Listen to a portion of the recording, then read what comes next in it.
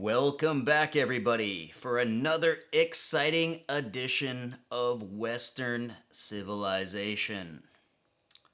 So, last time we saw the very origins of humanity as we looked at the Paleolithic and the Neolithic era.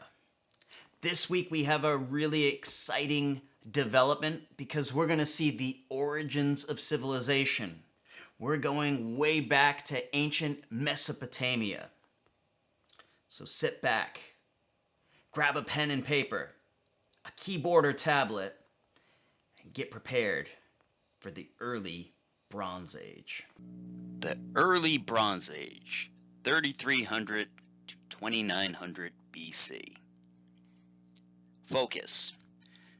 The early Mesopotamian cities were able to harness the collective power of tens of thousands of people to do some pretty remarkable things.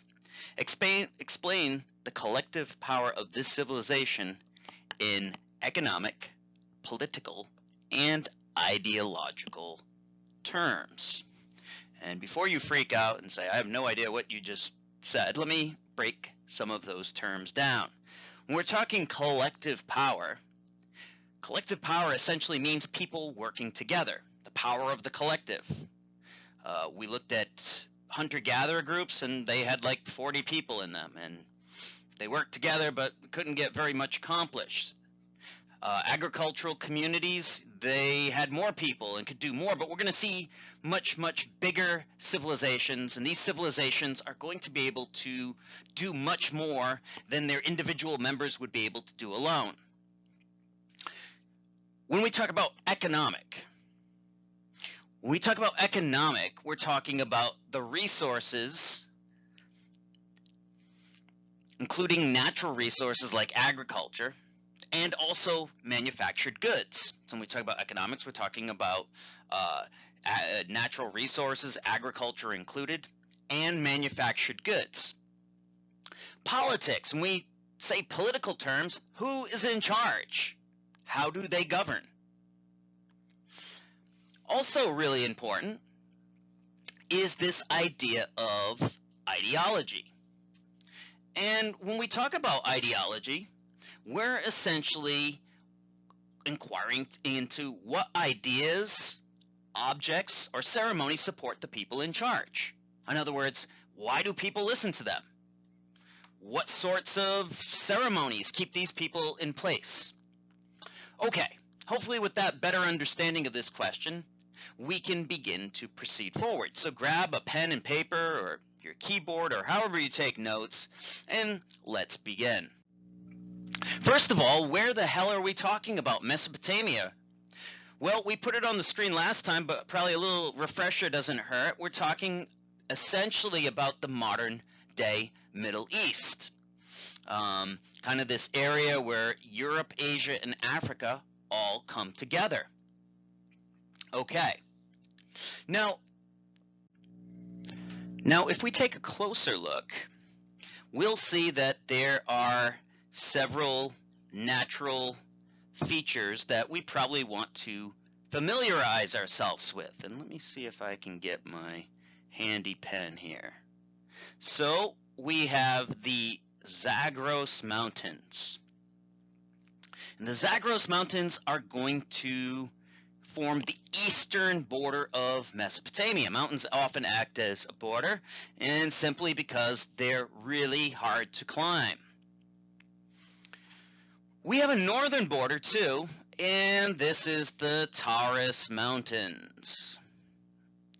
These are in the north. Now, when we talk about Mesopotamia, we're essentially talking about the modern-day country of Iraq.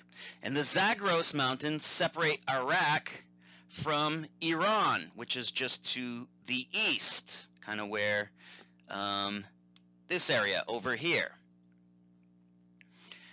The Taurus Mountains separate it from Asia Minor or modern-day Turkey, which is up here. Now, Mesopotamia has another type of border, and this is the Mediterranean Sea, out over here. And it also has a border to the south. This is called the Syrian Arabian Desert out over here. This is a very inhospitable desert, and so in ancient times people were unable to really cross that, and so it acted as a type of boundary. And lastly, we should mention the Persian Gulf over here. All right. And why do I belabor this? Well, geography is really important. It determines a lot about civilizations. We'll see this over and over again as we look at other civilizations. Their character is determined in many ways by their geography. Now, if we were to look at the land of Mesopotamia, modern-day Iraq, we'd find that it varies a bit, but it's generally pretty dry. So the southern part in particular is very dry, would be classified as desert. The northern part, which I believe this is a picture of, is pretty much steppe. It's like not quite desert, but kind of grassy, probably parched most of the time. And most of Mesopotamia is just way, way too dry to support anything other than sheep and goats. And so this is not the type of place where we would expect to see a major civilization emerge. Yet, it's the place where the first civilization emerged. How so? Well, if you know a little bit about Mesopotamian history or geography, you'll know that there are two gigantic rivers that water this area. Now, Mesopotamia is a plain for the most part. It's flat. And we won't get into the geology too much, but the Arabian Plate meets the Iranian Plate, and there's a little like flattened depression there, and this is where the two rivers run. Maybe you can see that there, that low-lying area. That's Mesopotamia. Now, the rivers are caused by snow melt in the mountains, which you can see here. Those reddish areas are mountains, and all winter long they accumulate snow, and then when the spring comes, they melt, and the Tigris and Euphrates River are formed. So you might want to get to know the Tigris and Euphrates. We'll be talking quite a bit about them. They're really important rivers. And of course, these rivers are what make life possible in Mesopotamia, right? They not only bring water, but they bring alluvium. What is alluvium? Well, it's this fertile soil that gets washed downstream. The rivers will overflow, deposit this substance, and this is really good for farming because it's fertile, it's watered, and it's really easy. It's pretty soft soil, and with the primitive tools, this is ideal. Now, in addition, Mesopotamia does have this steppe land that I mentioned, and this is ideal for herding. And so not only do you get farming nearby, but you can also have sheep and goats, and you can have herders. You may remember last time I talked about agriculturalists and herders. Well, Mesopotamia had them both in close proximity. Additionally, the south of Mesopotamia is marsh, and so you had fishers and fowlers, people who hunt birds, and so you kind of had this diverse economic sort of thing going on, even from the very earliest times. Now, way, way back, probably about 5000 BC, people began to irrigate.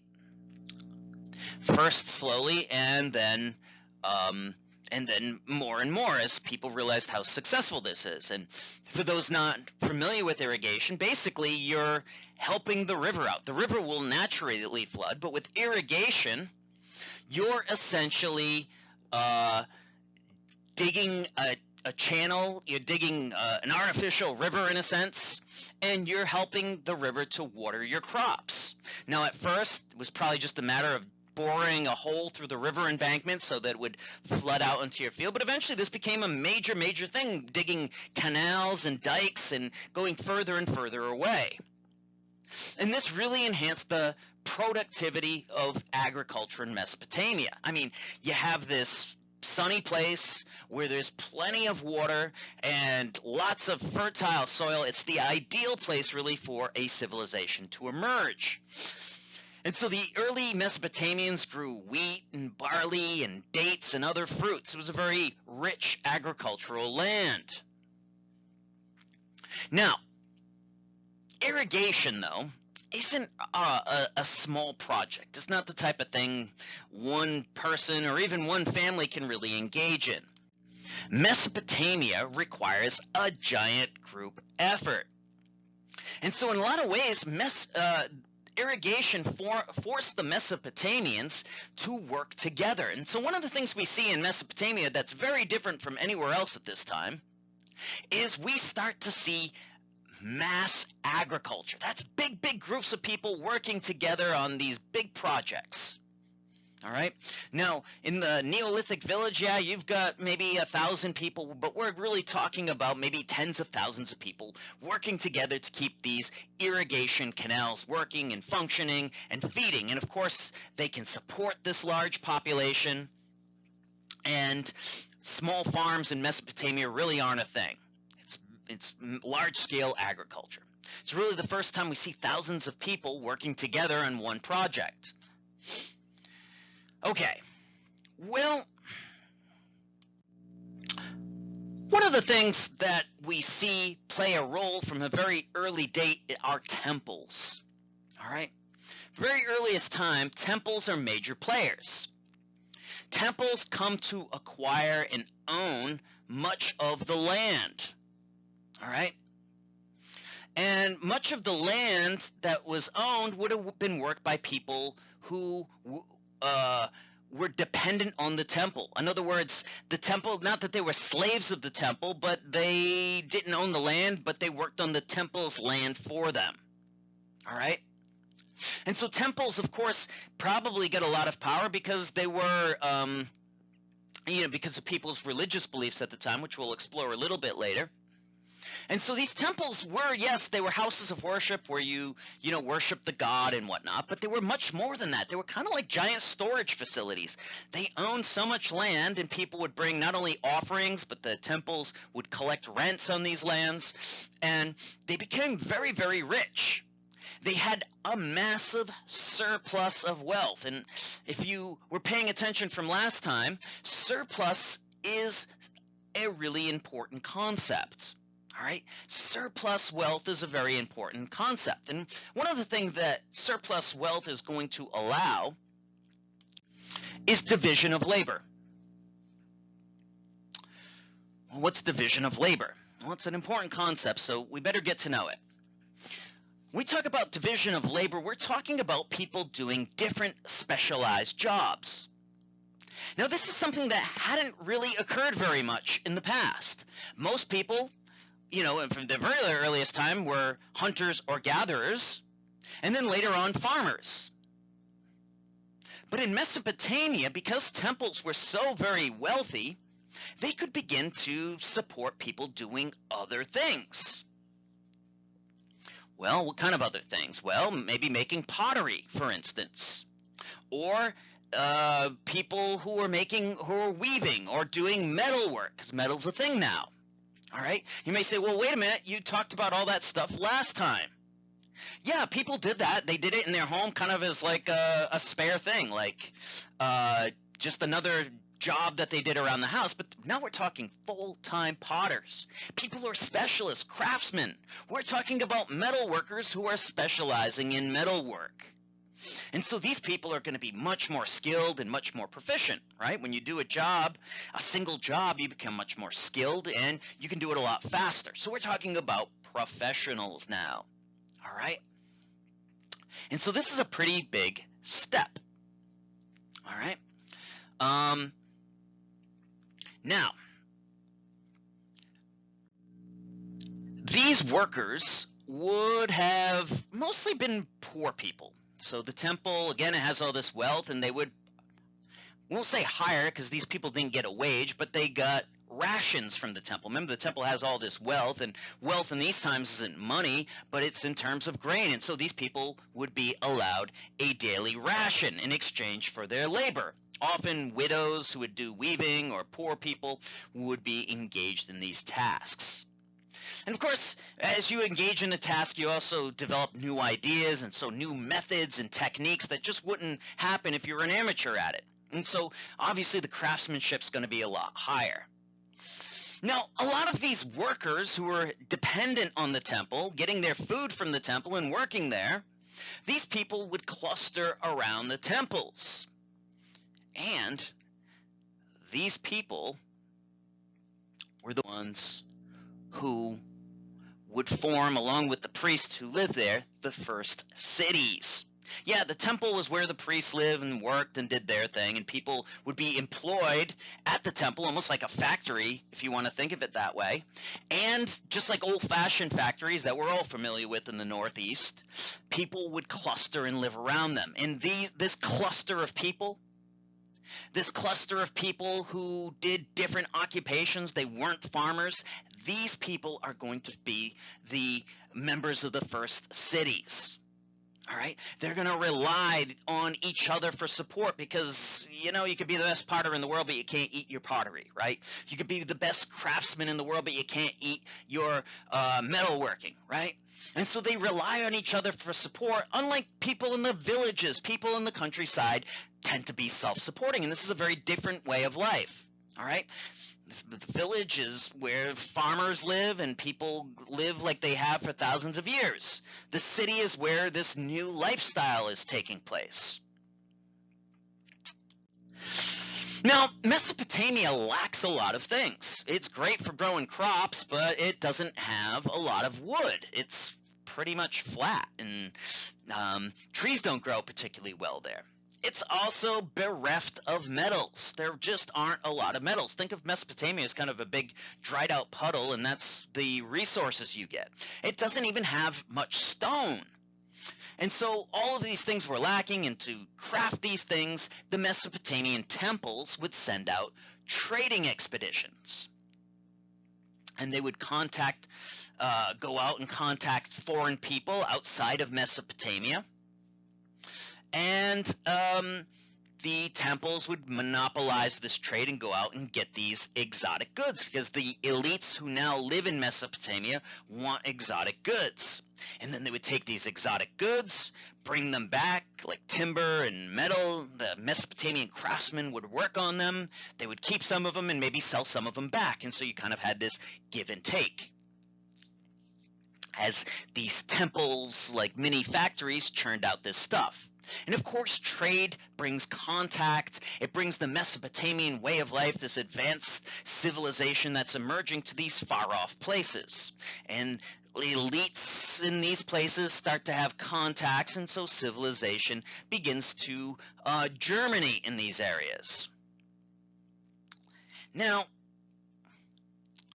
a really important group of people are the people who run this whole thing. And the people who run this whole thing are priests. Remember, this is temples we're talking about. And someone has to be in charge of this very, very complex society that's beginning to emerge. Priests are able to do this because they have the aura of religious power, something we mentioned last time, right? People in these days looked at priests as being powerful because they could communicate with the gods. Now, priests do religious functions. They're in charge of, looking after the local god's need and that sort of thing, and sacrifices and offerings and all that. But they're really going to be our first administrators, a professional class, white-collar workers, if you will. Like, they don't work with their hands, they work with their minds. So this is a new class, a new type of division of labor, if you want to think of it that way. And these people, well, they've got to be pretty smart because, well, they're running this whole civilization, and so they need to be able to calculate seasons very well. They need to administer the digging of canals to make sure this whole thing keeps going. They need to keep track of labor, and they need to keep track of offerings, and all of these different things. It's a very complex operation. And not only that, but they got people in the city, these workers who work in the temple. They need people to build walls maybe around the city. They've got to administer justice because they're essentially in charge. Well, if this sounds kind of overwhelming, I'm sure it was. Now, early on, well, they probably try to keep track of it in their head, but we know how difficult that can be. And so priests needed a way to keep track of things. And this is where another really important invention emerges. Oh, here's our priests. This is where another really important invention emerges, and that is writing. So we have this complex society that's emerged, all these economic transaction, imports, exports, accounts, all of these things. And so the earliest writing is going to emerge to help these priests in their economic transactions. Essentially, the earliest writing is receipts. Who paid what to whom at what time? And so, yeah, writing, this wonderful invention, really one of the foundations of civilization, began as receipts. Now, early on, the priests would just use pictograms, pictures of things. But eventually, these pictograms became a written language. In other words, they ceased to look much like pictures and started to look more like abstract symbols. And also their function began to change.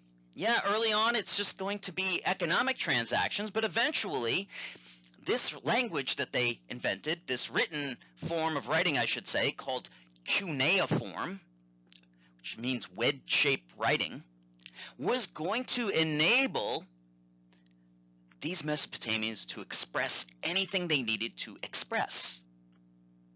It was going to become a fully written language, right? That's what you can do in a written language. You can express anything that you can say, but just on paper, or in the Mesopotamian case, on clay. Okay. Well, as you can imagine, you have all these tens of thousands of people working together. And they're working together doing specialized tasks now. Something pretty interesting is going to begin to emerge. We're going to start to see a unique culture. Well, that's that word from last time.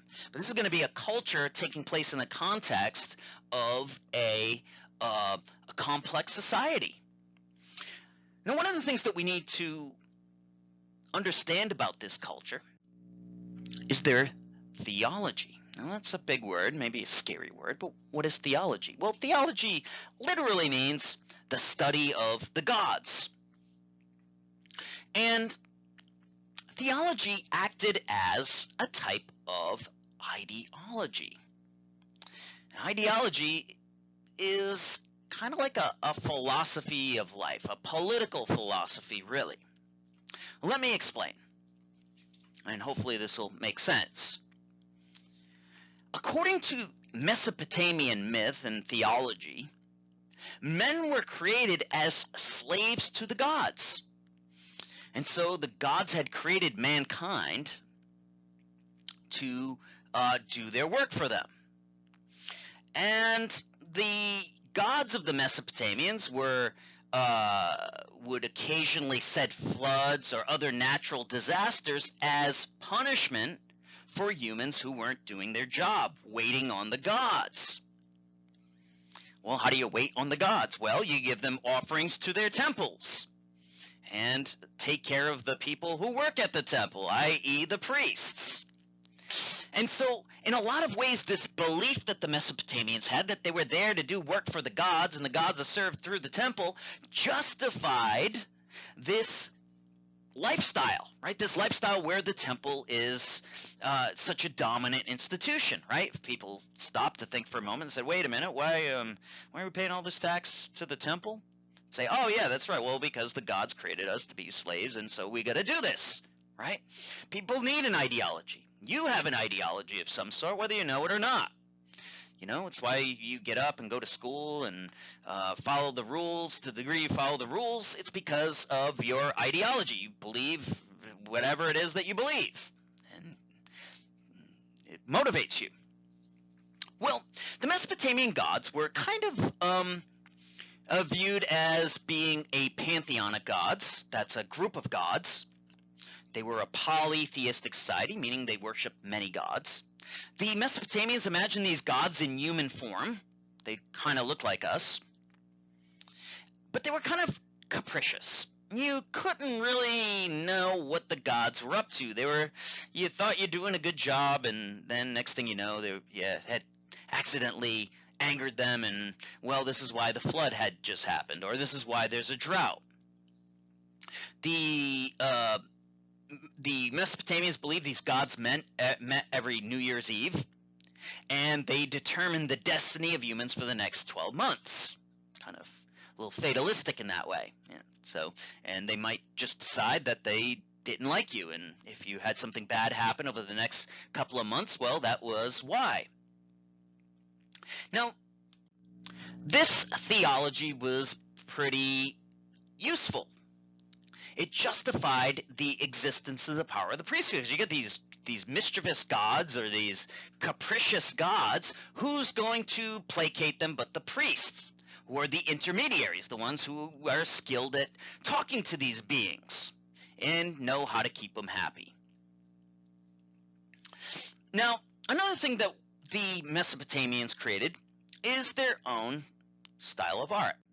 All civilizations have their own style, or a borrowed style. The Mesopotamians created their own style of arts. One type of art is architecture, particularly monumental architecture. That means really big architecture. And of course, because religion was so important and priests were so important in society, the biggest structures were temples, right? You can often tell what's most important to a society by what the biggest structure is.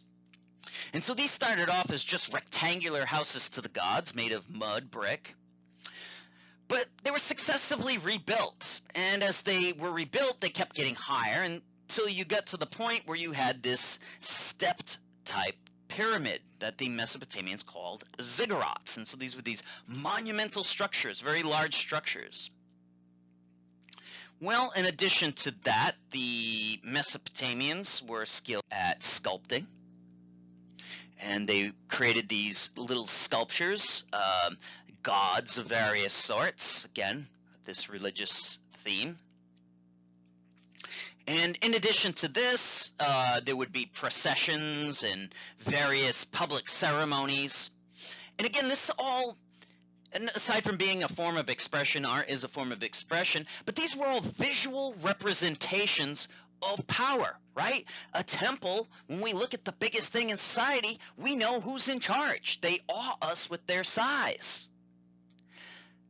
Sculpture instructs us.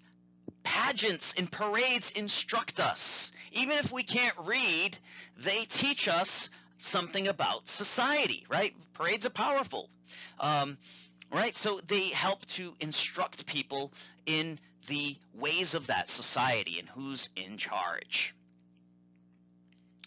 Now, there's one last thing I want to talk about, and that is the sciences. Because the Mesopotamians pioneered a lot of sciences in the broad sense of the term. Now, if we think of what math and science do, math and science are essentially tools to help us understand our world and control them. Right? Math enables us to count. It enables us to measure. It's a very useful tool. Now, the Mesopotamians created a base 60 math system. We use 10 as our base, right? They used 60. And so they were really fond of numbers that divided into 60, like 6, 12, and 60. And these were used to keep temple accounts. But they were also used to measure time. Why do we have 12 months? Well, because it divides well into 60, and the Mesopotamians wanted it that way. Why 60 minutes an hour? It could be anything, but, well, the Mesopotamians divided time into 60 minutes. Blame them. 12 hours in a day. There you have another one. The calendar, 12 months of 30 days. You may be saying, wait a minute, that doesn't have 365. Well, it doesn't have to. The Mesopotamians would just add in the extra days when they needed to. So my point is the imprint of the Mesopotamians are still on our lives today. Another thing that the Mesopotamians helped pioneer was astronomy. And this had to do, again, with the religious beliefs of the Mesopotamians. Mesopotamians understood the world differently than we do today. They were under the belief and under the impression that the stars were gods, and that the gods were able to influence our life. And so the Mesopotamians wanted to know about this. Like, well, what are the gods up to? What's going on? And so they created these very accurate astronomical texts to show where all these stars were at particular times and planets. And they got so good at this, they were eventually able to do things like predict eclipses. And also, they believed, anyways, that they were able to predict the future. And so this is where astrology comes from. And it gave those who understood these things, i.e. the priests, a great deal of power to be able to, what they believe, predict the future. Okay, well, very brief sketch of Mesopotamian society, but what I'd like us to do is to think about this question. The early Mesopotamian cities were able to harness the collective power of tens of thousands of people to do some really, really remarkable things, way more than, say, a Neolithic group could do. Explain collective power of this civilization in terms of economic, political, and ideological terms. Okay, so economic, political, and ideological terms, and then tune in for our next session.